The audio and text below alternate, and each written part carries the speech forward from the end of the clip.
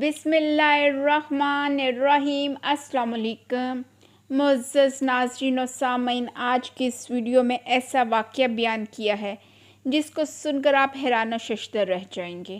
اللہ تبارک تعالیٰ نے حضرت موسیٰ کو ایسا معجزہ عطا کیا جس کی وجہ سے حضرت موسیٰ علیہ السلام اللہ تبارک تعالیٰ سے کوہ طور پر ہم کلام ہوتے تھے۔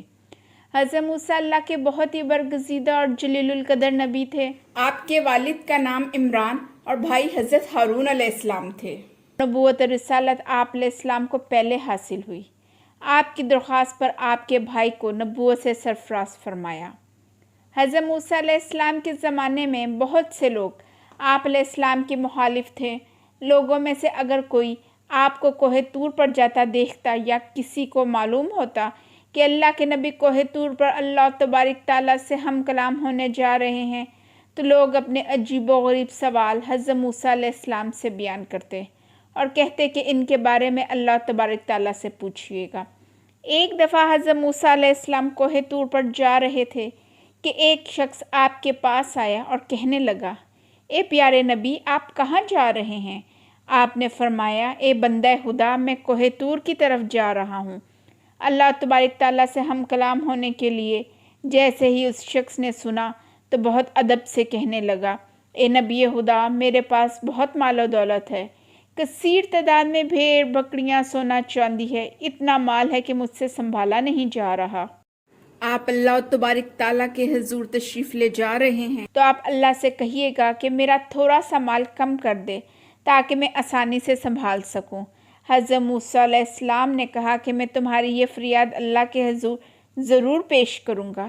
یہ بات سن کر حضرت موسیٰ علیہ السلام ابھی کچھ دور ہی گئے تھے کہ آپ کو ایک اور شخص ملا جس کے کپڑے پھٹے ہوئے اور چہرہ گرد آلود تھا۔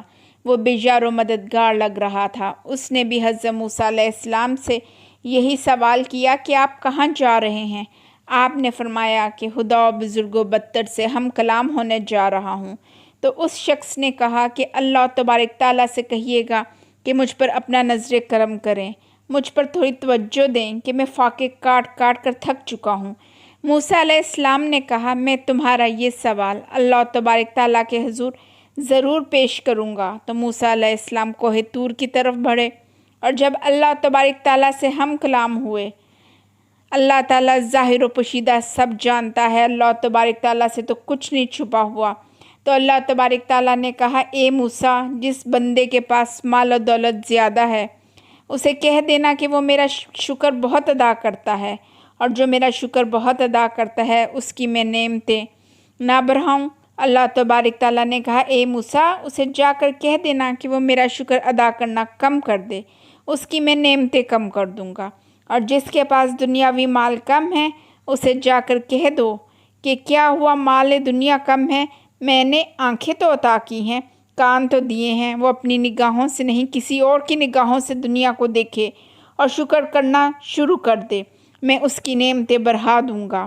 موسیٰ علیہ السلام بستی میں آگے۔ پہلے وہ شخص ملا جس کے پاس دنیاوی مال و دولت بہت زیادہ تھا۔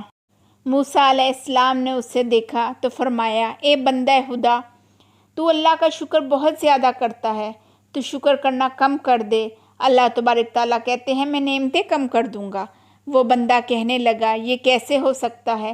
جس ذات اقدس نے مجھے آنکھیں دیں، کان دیے، ہاتھ دیے، پاؤں دیے، اتنی نعمتیں دیں، میں اس کا شکر ادا کرنا کم کر دوں؟ اس ذات نے مجھے اتنی مال و دولت دی، مجھے عزت دار بنایا۔ اے اللہ کے نبی، مال زیادہ ہو یا کم، میں اللہ کا شکر ادا کرنا نہیں چھوڑوں گا۔ تو حضرت موسیٰ علیہ السلام نے فرمایا، پھر تمہارا مال کبھی کم نہیں ہوگا۔ یہ کہہ کر حضرت موسیٰ علیہ السلام آگے بڑھ گئے۔ تھوڑا آگے گئے تھے تو وہ شخص آیا جو بیزار و مددگار اور غربت و افلاس کا مارا ہوا تھا۔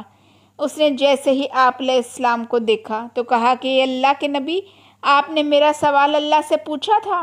تو آپ نے کہا کہ میں نے پوچھا تھا۔ اللہ تعالیٰ نے کہا کہ اسے جا کر کہہ دو کہ وہ میرا شکر ادا کیا کرے، وہ شکر ادا نہیں کرتا۔ اس پر وہ غریب شخص کہنے لگا کہ اے اللہ کے نبی، میرے پاس کوئی مال و دولت تو نہیں ہے اور نہ ہی میرے پاس عمدہ لباس ہے، پھٹے پرانے کپڑوں کے ساتھ کون شکر ادا کرتا ہے؟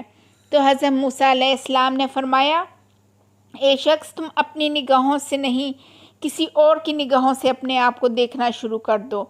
अल्लाह ताला ने तुम्हें आंखें अता की हैं जिससे तुम पूरी दुनिया को देख सकते हो। तुम्हें ज़बान दी है जिससे तुम बोल सकते हो। कान सुनने के लिए दिए हैं।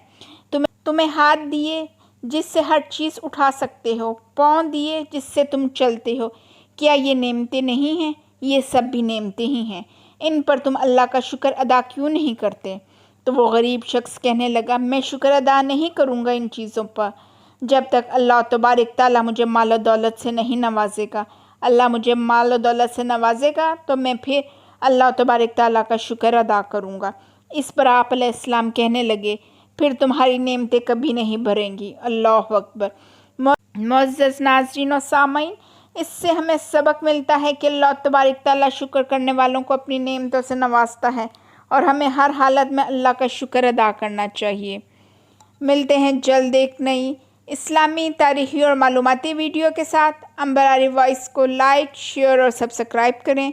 अल्लाह तबारक ताला आपका हामी और नासिर हो। अस्सलाम वालेकुम।